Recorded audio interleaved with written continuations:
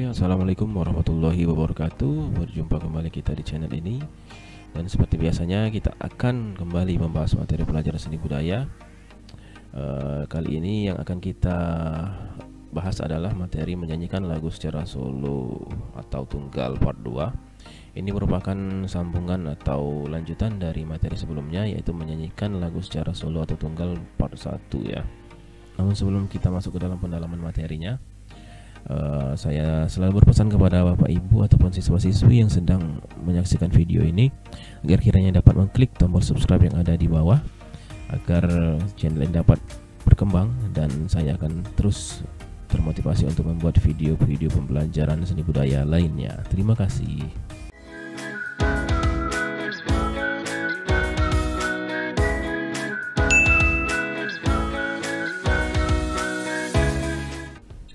Kita masuk ke dalam materi menyanyikan lagu secara solo atau tunggal part 2. Ini merupakan materi pelajaran seni budaya di kelas 9, itu ada di semester 1. Tujuan pembelajaran pada materi kali ini adalah yang pertama, siswa mampu untuk menentukan materi vokal yang dimilikinya. Yang kedua, menjelaskan dan melaksanakan teknik vokal yang baik. Yang ketiga, menyanyikan lagu sesuai pilihan sendiri dengan teknik vokal yang baik. Yang keempat, menentukan penampilan yang baik dalam bernyanyi solo atau tunggal. Kemudian yang terakhir atau yang kelima, melatih dan menyanyikan lagu yang sudah disiapkan improvisasinya secara solo atau tunggal. Itulah tujuan pembelajaran pada materi kali ini. Kita langsung ke teknik vokal. Bernyanyi merupakan kegiatan yang menyenangkan, baik bagi pendengarnya maupun bagi penyanyinya itu sendiri. Seseorang yang bernyanyi dengan menggunakan teknik vokal yang benar, niscaya dia akan menghasilkan suara yang baik dan layak untuk didengar. Coba lakukanlah kegiatan berikut ini. Carilah sebuah konser 2 penyanyi solo Indonesia di YouTube. Kemudian amati dengan sesama dan uraikan hasil pengamatan kalian pada tabel berikut di bawah ini. Ya, silakan tadi mencari di YouTube ya, penyanyi solo, boleh pria, boleh wanita, misalnya Ari Lasso dengan Tulus misalnya, atau Raisa dan Isyana. Nah, jadi yang kalian lihat itu yang pertama adalah sikap bernyanyinya bagaimana, kemudian cara mengolah napas pada saat bernyanyi, lalu gerak mulut pada saat bernyanyi, kemudian pengkalimatan atau praseringnya ya, lalu cara pengucapan kata per kata, kemudian mimik wajah saat bernyanyi, lalu gerakan tubuh pada saat bernyanyi, dan kostum atau penampilan ya. Tanggapan kalian silakan tulis di buku latihan. Selanjutnya kita membahas sikap bernyanyi. Dalam bernyanyi yang baik harus diawali dengan sikap bernyanyi yang baik pula, karena sikap berdiri yang baik ini dapat memaksimalkan tenaga untuk bernyanyi. Berikut ini cara berdiri yang baik pada saat bernyanyi. Yang pertama, badan tegak dan rileks, kaki dibuka sedikit. Lalu yang kedua, badan atau berat badan bertumpu di kedua kaki sehingga seimbang. Kemudian yang ketiga, dada dibusungkan tapi tetap rileks. Kemudian yang keempat, pandangan lurus ke depan. Dan yang kelima, posisi tangan rileks di samping kiri kanan. Kira-kira bentuknya seperti ini ya. Jangan terlalu seperti ini membungkuk, kemudian ini terlalu mendongak ya.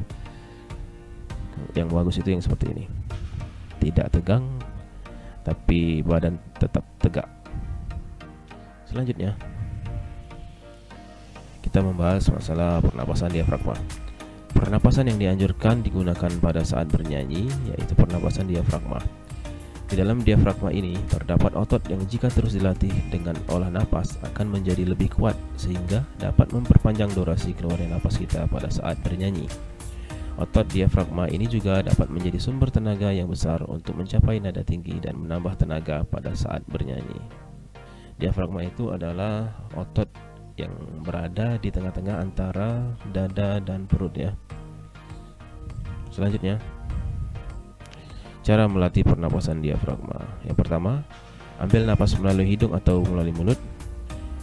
Bayangkan seperti mencium bau parfum dengan lembut kurang lebih 8 hitungan. Jadi kita mengambil napas sebanyak 8 hitungan ya. Kemudian yang kedua, tahan napas tersebut kira-kira 5 detik. Rasakan benar otot diafragma semakin mengencang. Setelah kita hirup napas, ambil napas ya selama 8 hitungan, kemudian ditahan selama 5 detik atau 5 hitungan. Lalu yang ketiga, Keluarkan napas tersebut dengan perlahan sambil mendesis sekitar 8 hitungan. Jadi setelah ambil napas 8 hitungan, kemudian ditahan sebanyak 5 detik atau 5 hitungan, lalu dikeluarkan dengan mendesis atau menyebutkan sebanyak 8 hitungan. Kemudian ulangi beberapa kali latihan di atas sehingga diafragma kita menjadi lentur dan terlatih. Setelah terbiasa melakukan olah pernapasan seperti di atas tadi, mulailah untuk memproduksi suara pada saat bernyanyi dengan sumber tenaga dari kekuatan otot diafragma. Itulah cara melatih pernapasan diafragma. Selanjutnya, resonansi. Dalam bernyanyi, seseorang harus dapat menggemakan suara dengan cara menempatkan sumber suara agar suara lebih keras pada saat dikeluarkan dan sampai kepada pendengar. Proses menggemakan suara ini yang disebut dengan resonansi. Lakukanlah kegiatan berikut ini. Bunyikan suara menyerupai sirene dari rendah ke tinggi sampai paling tinggi dan kembali lagi sampai yang paling rendah. Untuk kedua kalinya, rasakan perlahan udara yang menjadi sumber suara kita akan berjalan dari dada ke mulut, ke wajah sampai kepala. Setelah melakukan kegiatan di atas, kalian dapat merasakan bahwa dalam membunyikan nada dengan ketinggian tertentu, penempatan pantulan sumber suaranya berbeda-beda. Penempatan pantulan sumber bunyi yang harus dipelajari dan dipraktikkan saat bernyanyi itu adalah resonansi. Kemudian kita masuk ke resonansi dada yang pertama, yaitu memantulkan sumber bunyi pada bagian dada akan menghasilkan suara rendah. Jika akan memproduksi suara yang rendah, hendaklah menggunakan resonansi dada agar nada rendah dapat dicapai dengan tepat dan halus. Lalu yang kedua, resonansi hidung. Resonansi hidung memantulkan sumber bunyi pada bagian wajah seputar hidung, yaitu meliputi tulang rahang, mulut sampai ke pipi. Akan menghasilkan suara sedang yang tepat dan halus. Selain itu juga, kerja tenggorokan tidak terlalu berat dan tidak mudah lelah. Suara yang dihasilkan pun akan terdengar lebih bening dan bersih. Kemudian resonansi kepala. Memantulkan sumber bunyi pada bagian kepala akan menghasilkan suara tinggi dan halus. Untuk dapat menghasilkan nada-nada yang tinggi yang tepat dan halus, resonansi kepala ini harus juga disupport dengan kerja otot diafragma yang maksimal juga. Jangan sekali-sekali memaksakan memproduksi suara tinggi di tenggorokan, karena sudah pasti nada yang tidak akan sampai dengan tepat serta suara tidak akan bening dan tenggorokan akan terasa sakit. Dan jika hal ini sering dilakukan, maka akan merusak kualitas pita suara. Itulah ketiga macam jenis resonansi: resonansi dada, resonansi hidung, dan resonansi kepala. Artikulasi dan gerak mulut. Bernyanyi yang baik tidak bisa terlepas dari pengucapan kata-kata yang ada pada lirik lagu dengan jelas. Jadi artikulasi adalah pelafalan atau pengucapan kejelasan kata-kata atau kalimat yang kita lakukan dalam bernyanyi. Selanjutnya, phrasing atau pengkalimatan. Phrasing atau pengkalimatan merupakan teknik vokal yang mengatur tentang pengelompokan kalimat di mana vokalis dapat mengambil napas pada setiap jeda antar kalimat. Pengkalimatan ini hendaknya dilakukan sebelum memulai bernyanyi. Diberi tanda pada jeda antar kalimat sehingga ketika bernyanyi siswa akan tepat mengambil napas sesuai makna lagu. Kemudian ekspresi atau mimik dan gestur. Pada saat bernyanyi, hendaknya siswa memberikan ekspresi sesuai dengan tema lagu. Dengan begitu, makna lagu akan lebih mudah diterima oleh pendengar. Ekspresi meliputi mimik wajah dan gestur atau gerak tubuh. Di sini maksudnya jika lagunya tadi lagu bertema sedih atau galau, ya, ekspresinya juga harus mendukung ya. Jika bertemakan ceria, maka ekspresi juga harus ceria. Coba nyanyikanlah dua lagu berikut ini dengan ekspresi yang sesuai dengan tema dan makna lagu. Lagu yang pertama itu lagu Kupompong dari Sinden Tosca. Lalu yang kedua Indonesia Jaya dari Chaken M. Silakan kalian cari di YouTube ya, lagu Kupompong dan juga lagu Indonesia Jaya ini. Selanjutnya, setelah membaca dan memahami kedua lagu di atas, tentukanlah gambaran ekspresi seperti apa yang harus dilakukan. Tuliskan pada tabel di bawah ini. Misalnya lagu Kupompong, mimik wajahnya bagaimana? Apakah sedih, ataukah ceria, atau tegang, atau marah, atau gimana ya? Silakan dituliskan di situ. Ini bisa dibuat di buku latihan. Selanjutnya, penampilan. Coba perhatikan tayangan konser seorang penyanyi di TV atau secara langsung di sebuah panggung yang besar. Lihatlah bagaimana penampilan mereka. Dapat dipastikan seorang penyanyi yang profesional akan mempersiapkan penampilan mereka mulai dari baju atau kostum yang digunakan, gaya rambut, sepatu, aksesoris, dan riasan wajah yang akan disesuaikan dengan tema acara, tema lagu, dan tempat yang menjadi tempat tampil untuk bernyanyi.